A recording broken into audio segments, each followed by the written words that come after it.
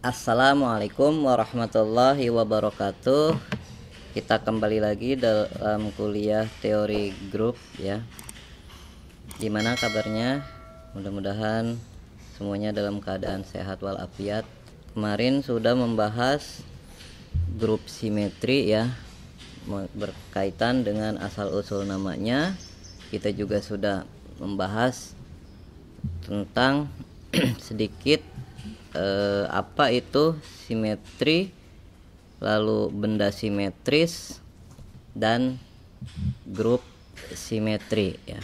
Nah, pada kesempatan kali ini kita akan membahas lebih jauh lagi ya, lebih rinci.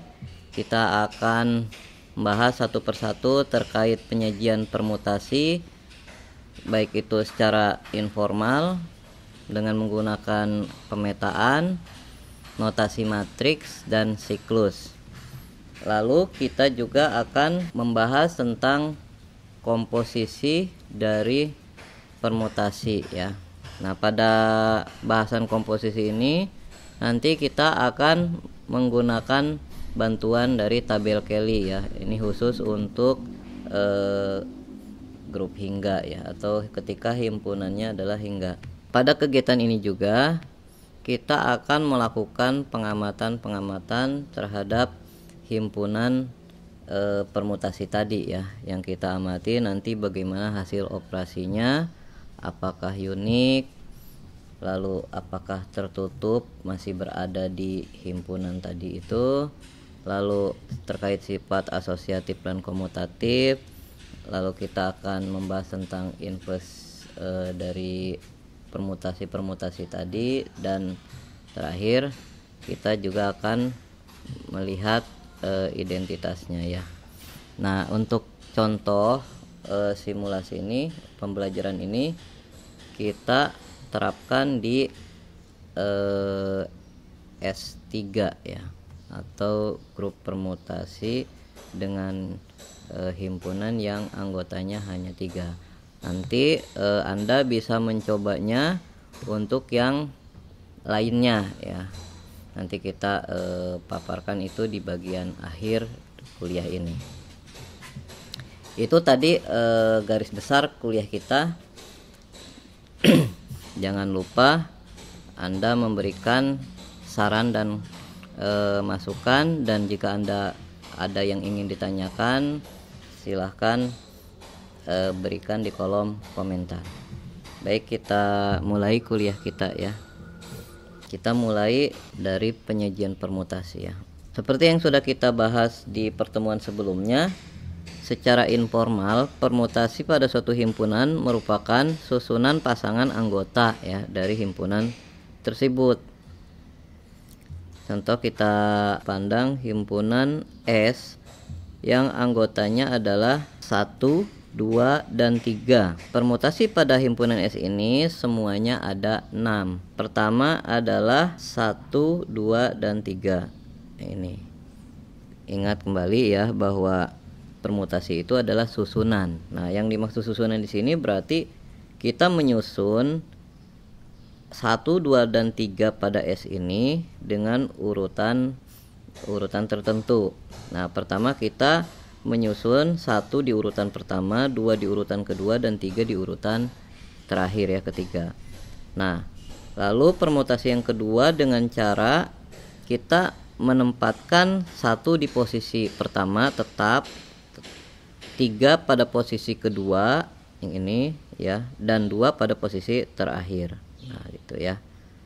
Nah, permutasi yang ketiga kita peroleh ketika kita menempatkan 2 pada posisi pertama, 1 pada posisi kedua, dan 3 pada posisi ketiga ya.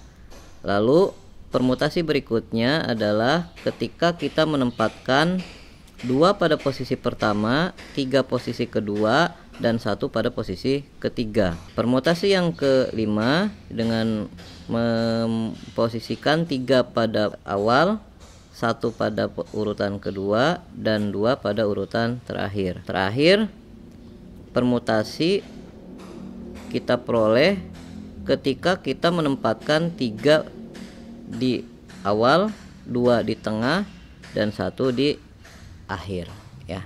Itu semua ke-6-6-nya adalah permutasi pada S ya. Perlu diingat kembali, S di sini adalah kita yang menentukan ya. Di sini Bapak mencontohkan S-nya adalah 1, 2 dan 3. Anda boleh memilih S yang lain ya. Anggotanya tidak harus yang Bapak contohkan di sini ya, sembarang. Lalu permutasi ini untuk memudahkan kita namai saja. Ini untuk permutasi pertama adalah sigma 1, untuk permutasi yang kedua adalah sigma 2, sigma 3, sigma 4, sigma 5 dan sigma 6 ya. Jadi nanti untuk seterusnya ketika Bapak menyebut sigma 1 berarti itu adalah permutasi 1, 2, 3. Ketika Bapak menyebut sigma 4 berarti itu permutasi 2, 3, 1 ya. Seperti itu ya. Ketika Bapak nyebut sigma 6 berarti itu adalah permutasi 3, 2, 1 ya. Oke. Nah, selanjutnya misalkan S suatu himpunan tak hampa dan sigma adalah pemetaan pada S.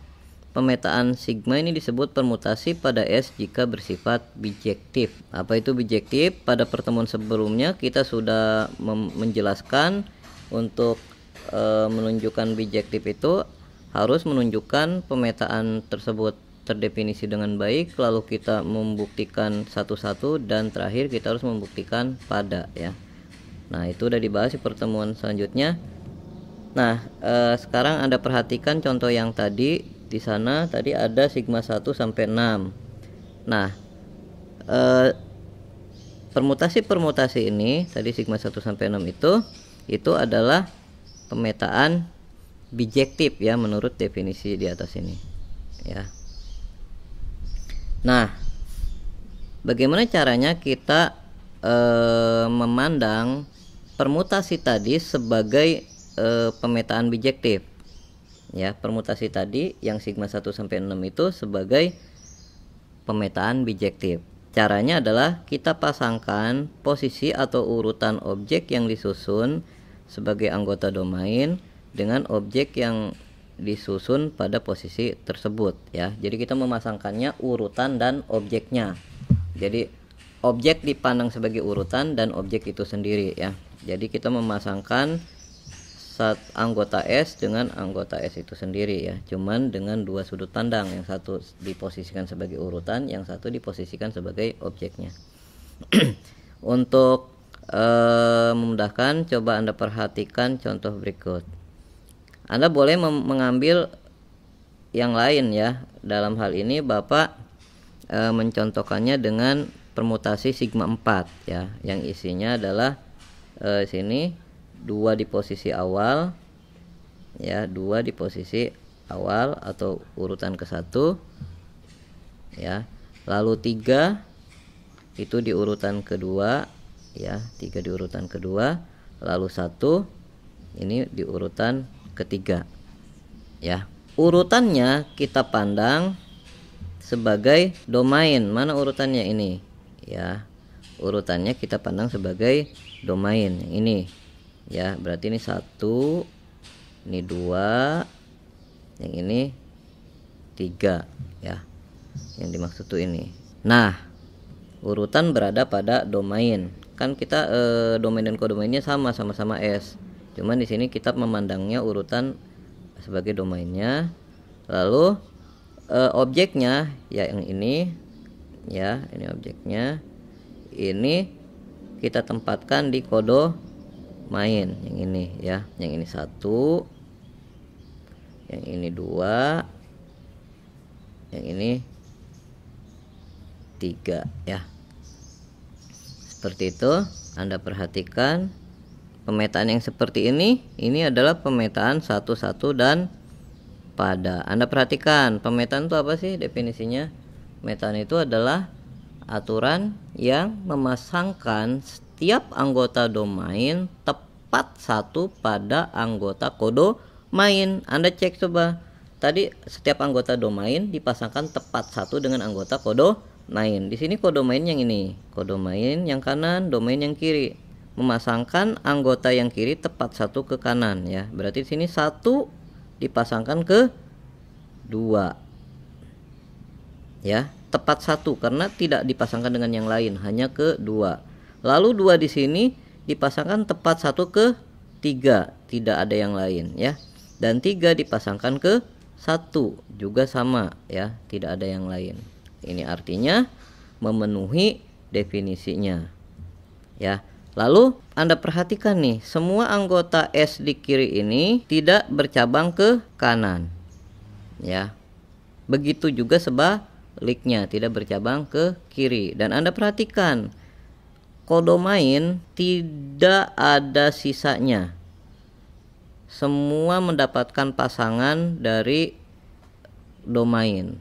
Semua anggota kodomain ini memiliki prapeta ya. Dan itu pertanda bahwa semua syarat seperti yang Bapak kemarin utarakan di pertemuan sebelumnya terpenuhi ya, satu-satu pada itu. Jadi dari sini Anda bisa mengatakan bahwa pemetaan tadi adalah bijektif. Jelas ya, jadi definisi tadi terpenuhi ya. Nanti yang itu sesuai dengan definisi ya.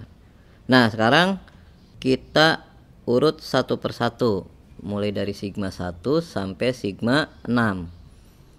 Kita ganti dari tanda informal ke tanda pemetaan. Jadi kita sajikan permutasi-permutasi tadi dalam bentuk pemetaan. Kita awali dari 1 ya.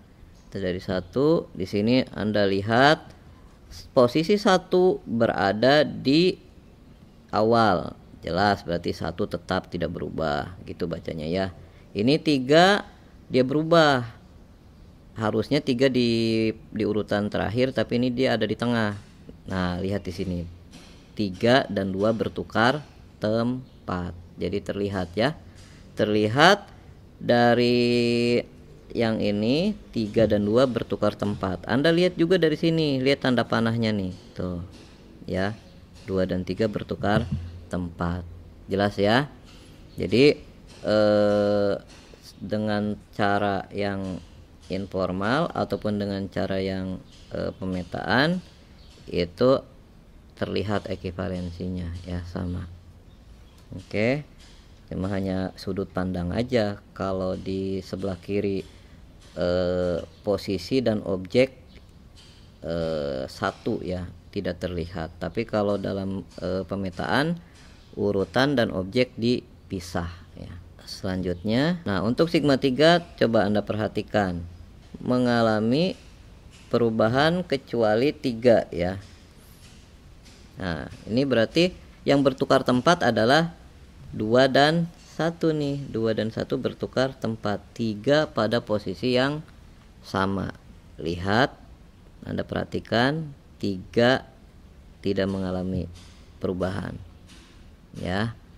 Sementara 2 dan 1 bertukar tempat. Lihat panahnya saling tukar tempat. Kalau di sini di terlihat dari pertukaran posisi, kalau yang di sini terlihat dari tanda panahnya yang bertukar ya. Oke. Kita masuk yang berikutnya, sigma 4. Nah, untuk sigma 4 ini coba Anda perhatikan. Semuanya mengalami perubahan ya. Di sini terlihat 1 ke 2. Artinya urutan pertama diisi oleh 2. Urutan kedua diisi oleh 3 dan urutan ketiga diisi oleh 1. Nah, seperti ini. Urutan pertama diisi oleh 2, urutan kedua diisi oleh 3, urutan ketiga diisi oleh 1. Seperti itu cara bacanya ya. Cara membaca pemetaan. Jadi ini fungsi yang menyatakan urutan ke X diisi oleh Y gitu berarti. Ya, nama fungsinya kalau biasanya kan suka dinamai gitu. Fungsi yang memetakan apa ke apa. Kalau dalam hal ini berarti fungsi yang menyatakan berarti urutan ke X diisi oleh Y seperti itu. Oke, selanjutnya permutasi 5. Nah, permutasi 5 ini adalah pemetaannya bisa Anda lihat di sebelah kanan nih. Di sini urutan pertama diisi oleh 3. Nah, ya terlihat. Urutan kedua diisi oleh 2, berarti tetap. Dan urutan ketiga diisi oleh 1 ya. Tadi sudah mentransformasikan atau kita sudah merubah dari notasi informal ke bentuk pemetaan. Jadi tadi semua permutasi tadi pada S3 itu sudah kita rubah dalam tanda pemetaan ya. Nah, sekarang kita himpun ya. Kita himpun semua permutasi-permutasi tadi. Nah, definisinya seperti ini. Misalkan S suatu himpunan tak hampa dan MS itu himpunan semua pemetaan pada S. Sim S adalah himpunan semua permutasi pada S ya. Ketika S-nya hingga dan kardinalnya N, untuk N itu bilangan asli, sim S ini kita ganti dengan Sn dan banyaknya anggota Sn itu adalah N faktorial. Nah, kita perhatikan contoh yang tadi barusan yang sudah kita rubah ya dari notasi informal ke pemetaan tadi. Di sana kita tadi S-nya adalah himpunan yang isinya 1, 2, dan 3. Nah, ini jumlahnya ada 3 ya. Lalu tadi sudah kita data ya, ada 6 permutasi. Sigma 1, 2, 3, 4, 5, dan 6 ya.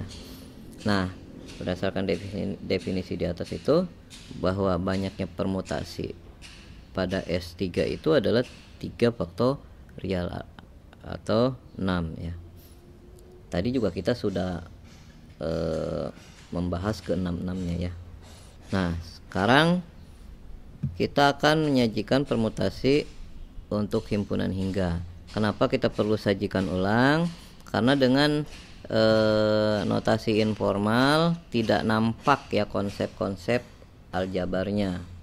Sementara pakai penyajian pemetaan itu terlalu memakan tempat. Kenapa? Tadi kita bikin diagram tadi, coba bayangkan kalau Anda punya 20 permutasi, kertas Anda akan habis hanya untuk menulis tadi ya. Nah, untuk itu kita butuh penyajian ulang ya dengan tanda yang lebih sederhana. Nah, permutasi pada himpunan hingga ini dapat kita nyatakan menggunakan notasi matriks ya. Notasi matriks itu adalah penyederhanaan dari tadi yang diagram panah tadi itu ya. Dengan cara kalau tadi diagram panah itu dari kiri ke kanan, sementara untuk yang notasi matrik ini kita merubahnya yang kiri jadi atas, yang kanan jadi bawah ya. Jadi di sini bagian atas ini adalah domain ya. Domain itu ya berarti di situ anggota S-nya. Sementara yang bawah ini adalah kodomain. Kalau tadi di diagram panah ya, pasangan itu dinyatakan dengan panah. Nah, panah itu dalam notasi ini adalah urutan atas bawah. Berarti kalau di bawah itu ya berarti dia secara tidak langsung dia adalah rank atau peta dari yang di atasnya. Nah, contohnya di sini ini adalah domainnya, yang ini adalah kodomain ya. Perhatikan dengan yang tadi nih, yang tadi di sini S, di sini S ya. Kalau di sini 1, ini di sini dipetakan ke Kalau di sini pemetaannya namanya sigma, yang ini adalah sigma SA1 dengan tanda panah. Nah, kalau di sini ditaruhnya adalah di kiri, nah di tanda ini ditaruhnya di di atas yang ini ya, yang ini. Nah ini kodomain ini adanya di bawah ya, seperti itu. Lalu kalau di diagram panah ini hubungannya dinyatakan dengan tanda panah, kalau dengan notasi ini hubungannya dinyatakan dengan atas bawah. Nah gitu, yang di bawah objek yang bersesuaian itu adalah hubungannya ya gitu. Berarti di sini dengan kata lain kita memasangkan 1 dengan sigma 1, 2 dengan sigma 2, n dengan sigma n, seperti itu, sama seperti ini. Cuman kalau yang di diagram panah posisinya tidak berurutan. Karena apa? Karena diwakili oleh tanda panah. Kalau di sini berurutan sehingga kita tidak perlu memberikan panah lagi. Jelas ya? Jadi sama. Nah, ya, berarti di sini 1 dipetakan ke sigma 1, 2 ke sigma 2, dan n ke sigma n ya. Nanti 3 ke sigma 3, 4 ke sigma 4, dan seterusnya sampai n ke sigma n ya. Jadi jelas ya untuk ini. Oke, itu terkait tandanya. Nah sekarang kita akan membawa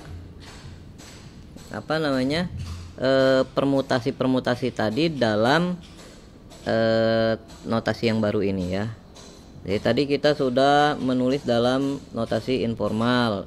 Notasi informal itu ya notasi yang udah Anda gunakan waktu Anda di SMA itu, yang Anda berbicara tentang permutasi di di statistika itu. Nah ini dibawa ke notasi ke diagram panah itu ketika kita berbicara tentang pemetaan. Nah lalu sekarang kita menggunakan notasi matriks. Nah notasi ini belum pernah Anda kenal sebelumnya karena ini notasi baru dikenalkan sekarang ya. Nah kebanyakan Anda ketika Anda belajar tentang simetri lipat, simetri putar, itu Anda kesulitan kan menuliskan. Misalkan Anda ditanya ada berapa sih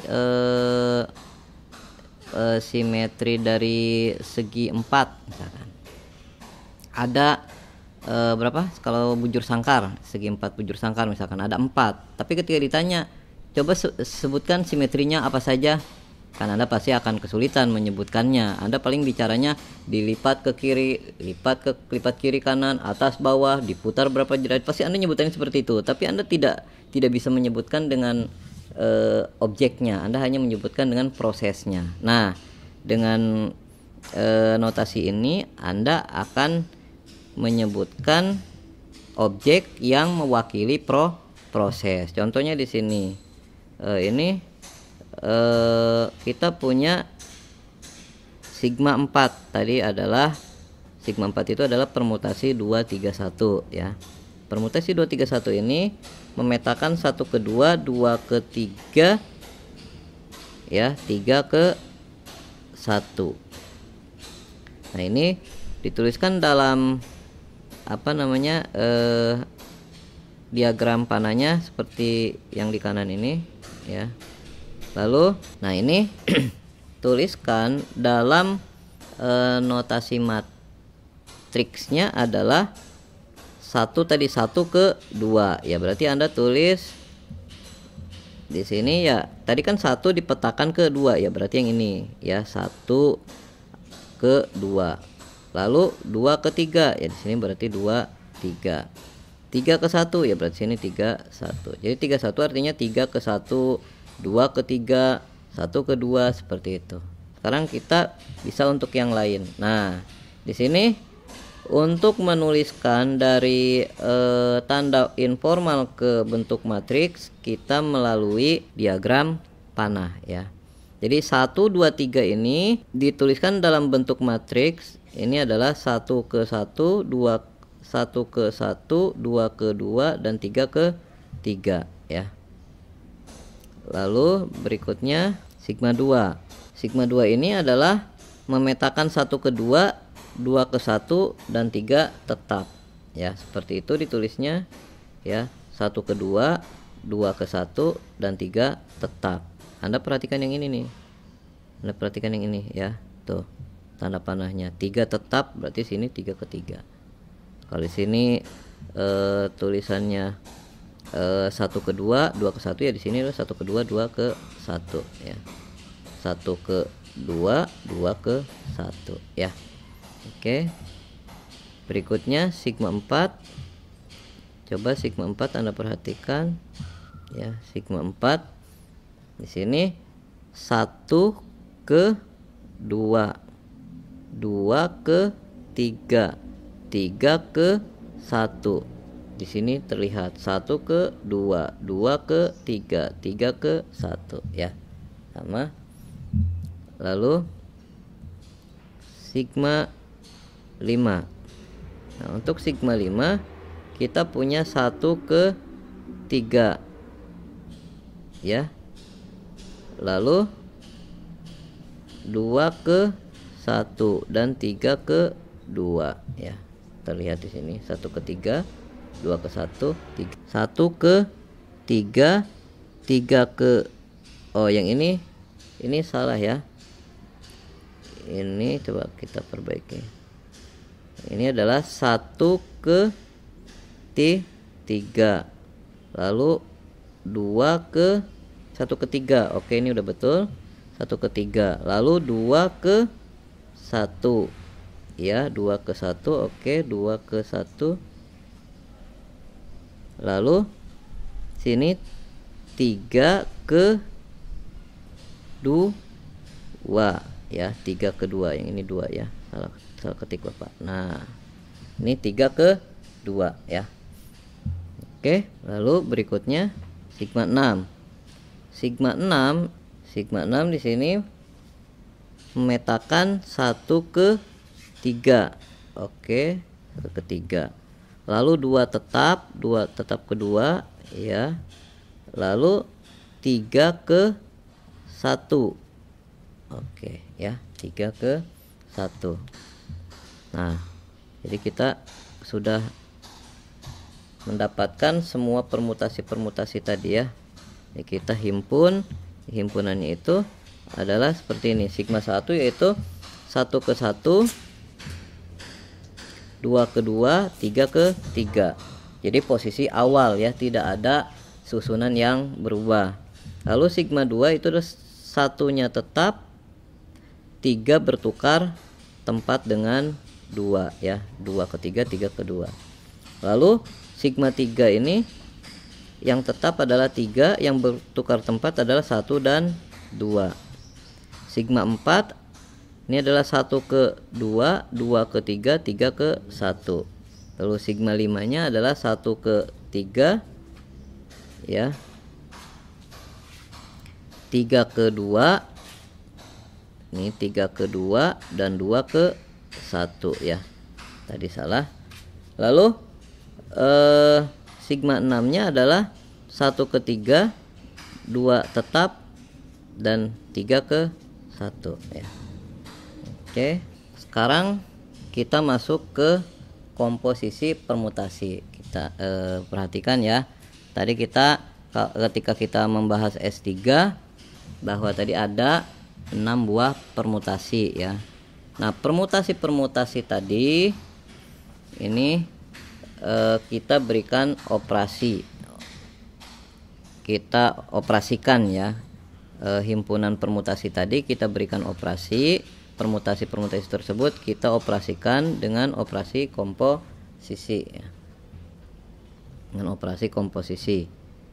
Nah, kita ingin mengetahui apakah hasil operasinya ini keluar dari S3 atau tidak. Lalu hasil operasinya ini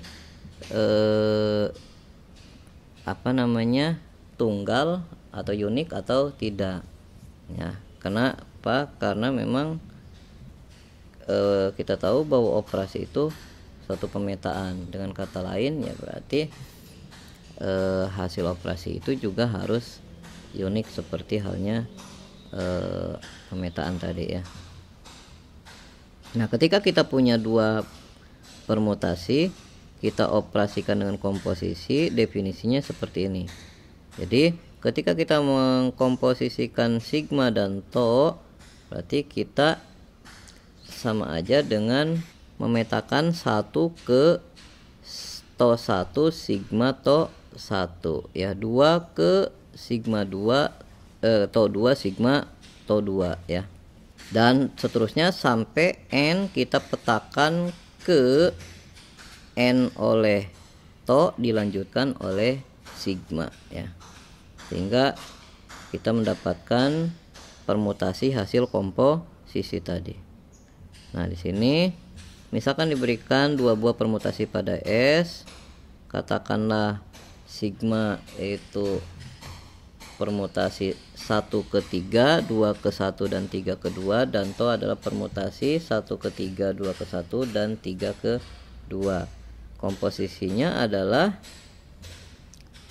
kita peroleh, ini udah Bapak terangkan di pertemuan sebelumnya. Nah, kita mengingat saja, kita dapatkan ini ya. Jadi dengan pertama kita menentukan 1 dulu dipetakan oleh tau ke 3, lalu 3 dipetakan oleh sigma ke 2, sehingga kita punya 2 ini ya. Lalu berikutnya adalah 2 dipetakan oleh tau ke 1, 1 dipetakan oleh sigma ke 3, dan kita tulis di sini. Lalu kita menentukan terakhir 3 oleh tau dipetakan ke 2, 2 oleh sigma dipetakan ke 1. Nah, seperti itu ya. Nah, secara singkatnya, jadi kita mulai dari kanan ke kiri ya. Kita mulai dari 1 sini, 1 ya, kita mulai dari 1. Nah, yang ini bagian atas ini kita tulis aja sebanyak anggota S ya. Kalau anggota S nya sampai 3 berarti kita punya 1, 2, 3 ya. Lalu kita mulai dari 1. Nah, 1 dipetakan, ini 1. Yang ini adalah tau, dan yang ini adalah sigma. 1 oleh tau dipetakan ke 3, dan 3 oleh sigma dipetakan ke 2, sehingga kita punya 2 ya. Berikutnya 2 oleh tau dipetakan ke 1, dan 1 ini oleh sigma. Nah, ini 1 ya, nyambung. 1 oleh sigma dipetakan ke 3, kita taruh 3 ya. Lalu sekarang yang ini 3 oleh tau dipetakan ke 2, 2 oleh sigma dipetakan ke 1, sehingga kita punya 1. Nah, jelas ya. Jadi yang bagian atas ini kita tulis ulang dari anggota S. Sementara yang bawah ini kita dapatkan seperti penjelasan Bapak yang tadi ya. Oke. Sudah kita lengkapi untuk secara keseluruhannya. Nah, di sini Bapak sudah buatkan nih tabel-tabel operasinya. Ya. Di sini mulai dari kiri ke kanan dan dari atas ke bawah, ini adalah semua anggota S3 ya, semua permutasi anggota S3. Ini yang pertama 1 ke 1, 2 ke 2, 3 ke 3. Yang kedua satunya tetap, 2 dan 3 bertukar. Yang ini 3-nya tetap, 1 dan 2 bertukar ya. Dan yang ini adalah 1 ke 2, 2 ke 3, 3 ke 1, 1 ke 3, 3 ke 2, 2 ke 1. Oh, yang ini perlu kita revisi ya.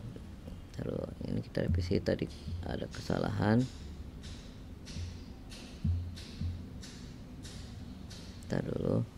Nah yang ini Anda ganti nih ya, karena ini kan sama dengan yang ini nih. Yang ini kita ganti dengan angka 2 ya.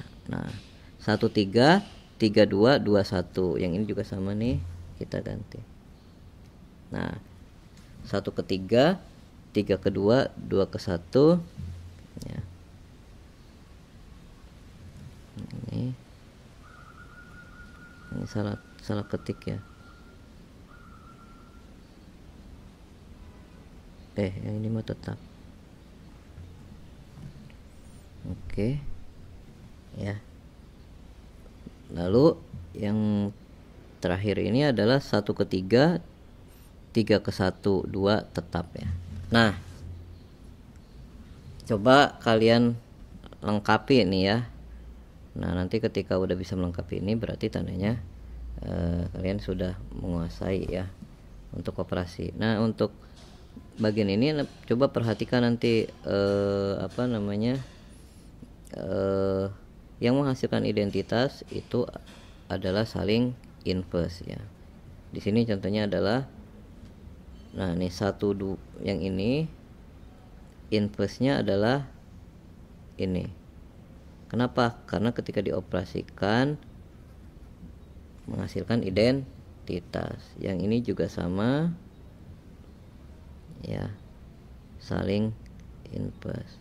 Yang ini juga, ini adalah inverse-nya ini ya, seperti itu. Yang ini yang bagian akhir, inverse-nya yang bagian akhir. Jadi yang ini inverse-nya yang ini, yang ini inverse-nya yang ini, seperti itu ya.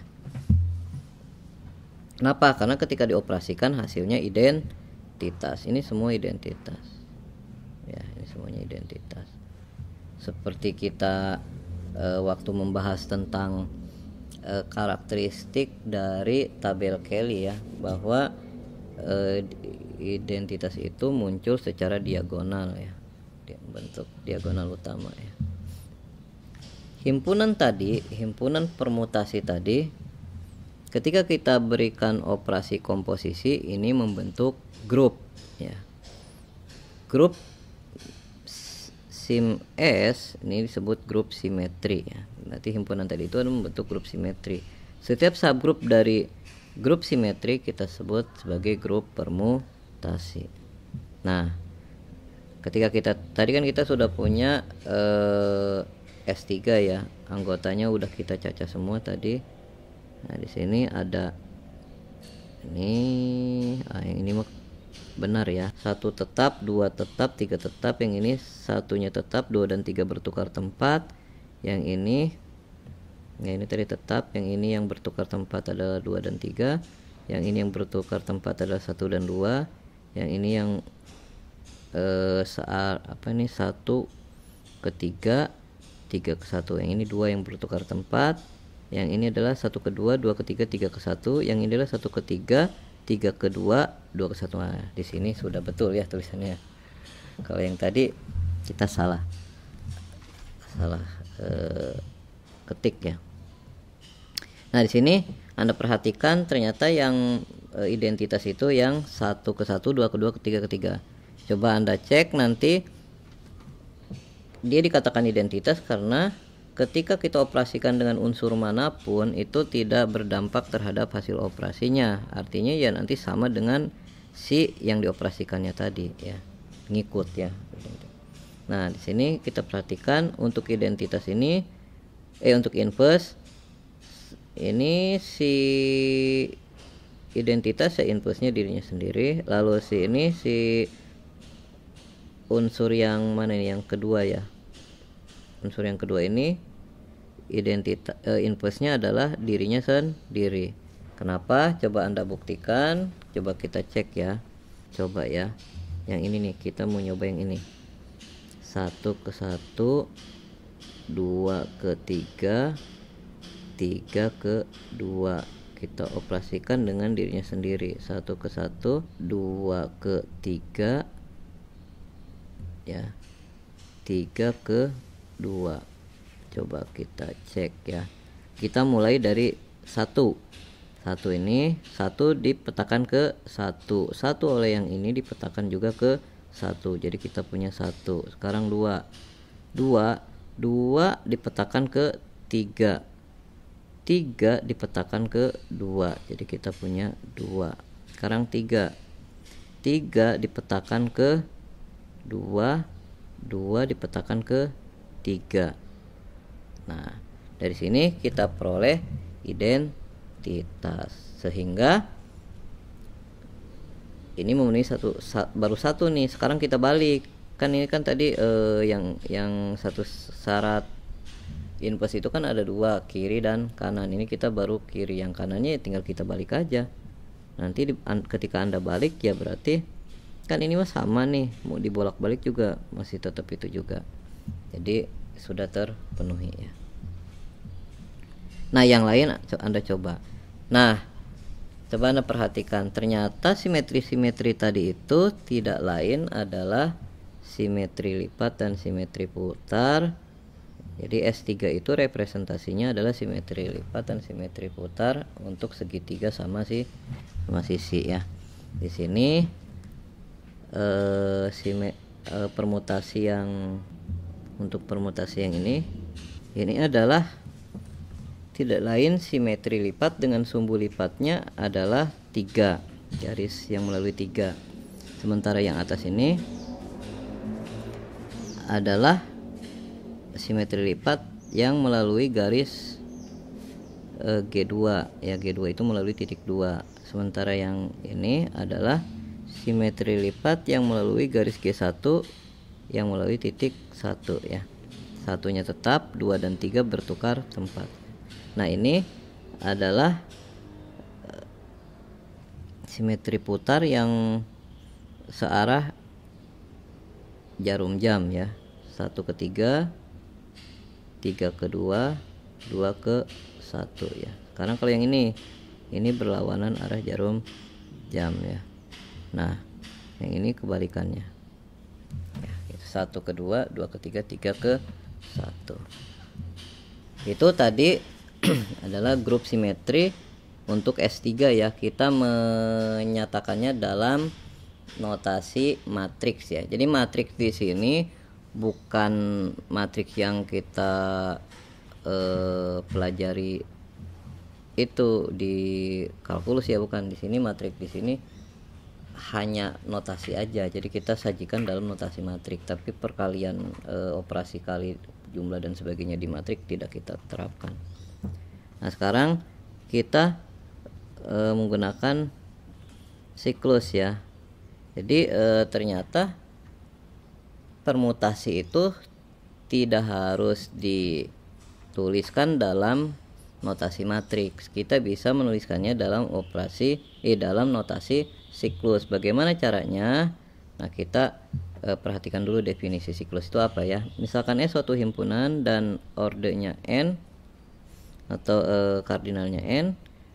A1 sampai AK ini adalah anggota S yang termuat dalam siklus ini ya. K-nya itu kurang dari n. A1 AK itu semuanya berbeda. Nah, siklus A1 sampai AK ini menyatakan permutasi S yang memenuhi. Nah, Anda membacanya berarti di sini A1 ke A2, A2 ke A3, A3 ke A4, A4 ke A5 dan seterusnya sampai ke AK ya. Dan balik lagi ke ke A1 ya. Dia dikatakan siklus karena dia muter. Jadi A1 ke A2, A2 ke A3 dan seterusnya sampai ke AK, AK balik lagi ke A1. Nah, seperti itu. Lalu untuk yang tidak berada di dalam siklus berarti dia dipetakan ke dirinya sendiri ya. Jadi yang tidak ada di dalam siklus itu artinya dia dipetakan ke dirinya sendiri ya. Yang tidak ada dalam siklus dipetakan ke dirinya sendiri. Nah, bagaimana sih caranya membuat siklus? ketika kita punya S yang anggotanya dari 1 sampai N dan sigma, permutasi sigma anggota Sn, permutasi sigma ini bisa kita tulis dalam bentuk siklus dengan langkah berikut. Pertama kita ambil 1, lalu kita lihat nilai 1 dipetakan ke apa, dipetakan lagi ke apa, dipetakan lagi ke apa, dipetakan lagi ke apa, sampai dipetakan kembali ke 1, baru kita berhenti ya. Nah, yang tadi itu kita tuliskan nilai-nilai tadi itu ya. Nah, itu kita punya satu siklus. Nah, kalau itu tadi udah masuk semua, artinya semua anggota S itu udah masuk ke dalam siklus tadi, ya berarti selesai. Tapi kalau masih ada yang belum, kita ulangilah lagi ya. Seperti itu sampai kita punya beberapa siklus. Nah, contohnya di sini kita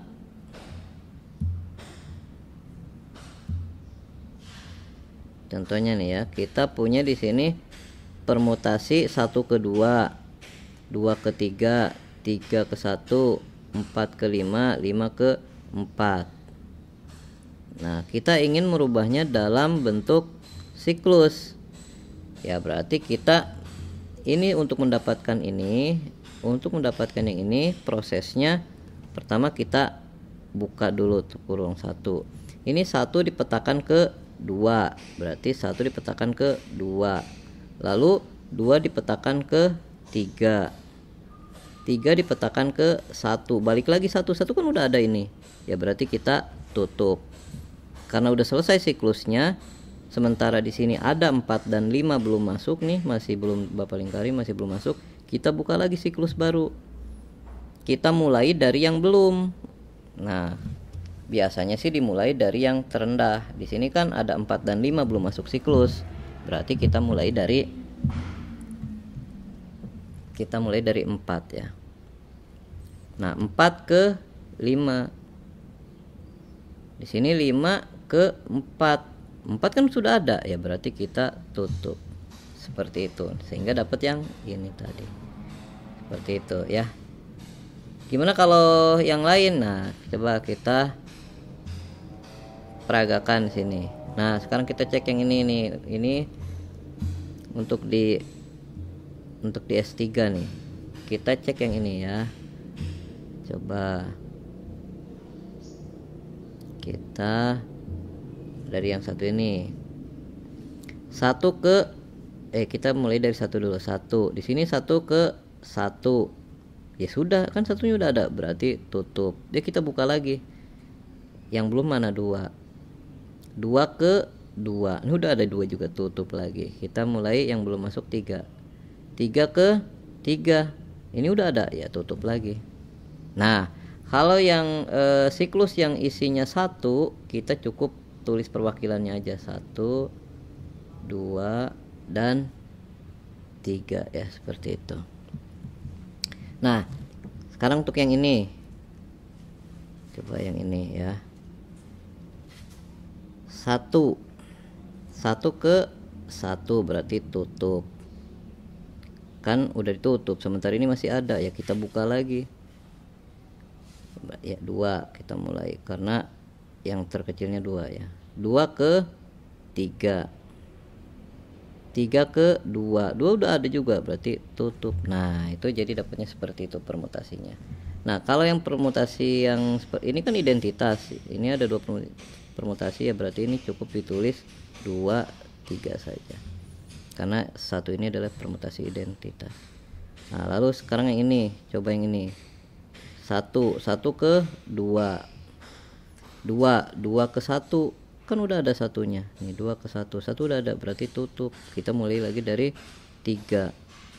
3 ke 3, ini udah ada juga 3, tutup. Nah, ini cukup kita tulis 1, 2 saja ya. Kenapa? Karena 3 itu identitas.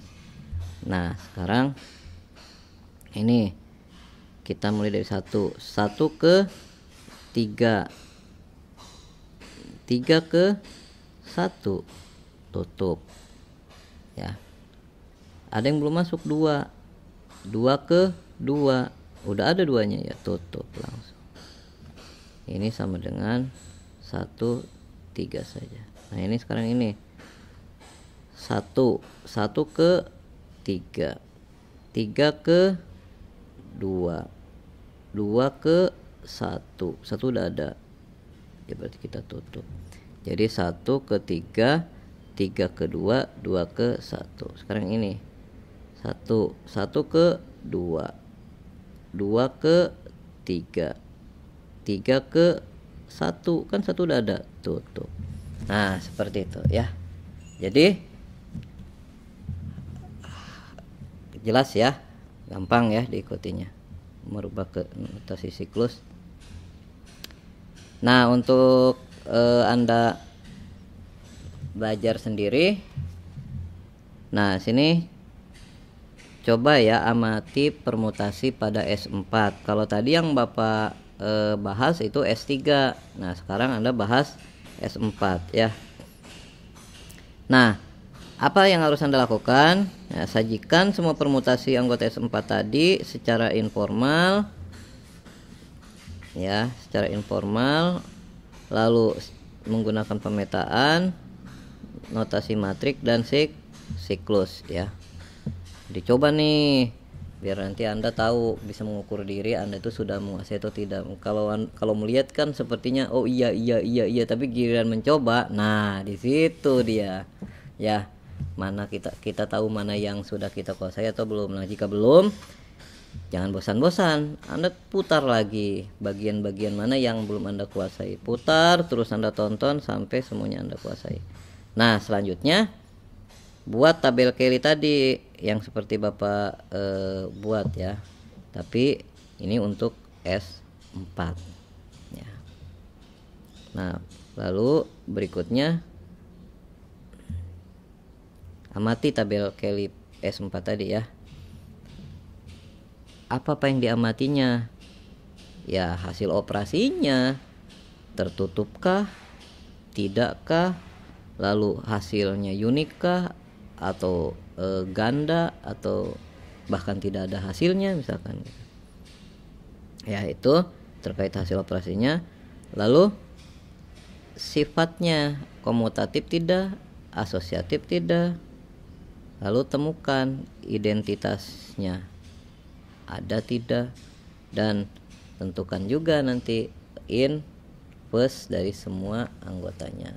Tadi kan udah kita dulu udah kita bahas, sudah kita singgung bahwa inverse itu diperoleh dengan mencari titik temu ya. Titik temunya tadi di identitas, kita lihat ke ujung kiri dan ujung atas ya, pertemuan ujung atas dan kiri yang bertitik pusat, yang bertitik temu di identitas tadi ya. Itu yang bisa Anda lakukan ya, agar Anda bisa mengukur paham tidaknya terhadap materi yang Bapak berikan. Nah nanti jika udah Anda lakukan refleksi tapi ternyata masih ada masalah, masih ada yang masih ada kendala yang Anda hadapi, silahkan Anda tulis saja di kolom komentar ya. Anda utarakan apa yang menjadi kesulitan Anda, lalu Anda jangan lupa subscribe, like jika memang itu bermanfaat bagi Anda, lalu jangan lupa tekan tombol loncengnya ya. Kenapa? Karena nanti ketika Bapak memberikan balasan dari komentar Anda, atau nanti Bapak memberikan video kelanjutan untuk memperjelas materi yang ini, Anda nanti akan mendapatkan notifikasinya, dan itu akan membantu Anda ketika Anda punya masalah terkait grup simetri ini ya. Semoga apa yang Bapak berikan tadi bermanfaat bagi Anda sekalian. Akhirul kalam billahi taufik wal hidayah. Assalamualaikum warahmatullahi wabarakatuh.